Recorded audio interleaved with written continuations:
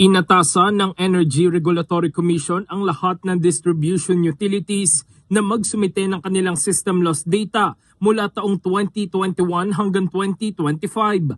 Ayon sa ERC, layunin nitong mapalakas ang transparency, pananagutan at proteksyon sa mga consumer kaugnay ng paniningil ng system loss charge sa kanilang electric bill. Kasunod dito ng mga panukalang amyendahan ng Electric Power Industry Reform Act at ng direktiba ni Pangulong Ferdinand Marcos Jr. sa kanyang State of the Nation address na alisin ang system loss charge sa mga consumer.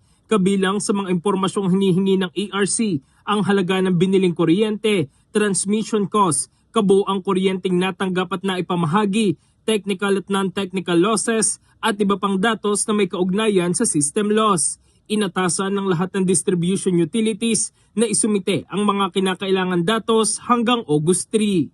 In the heart of changing lives, ako si Brigada Jigo Custodio ng 105.1 Brigada News of Manila, the Music and News Authority.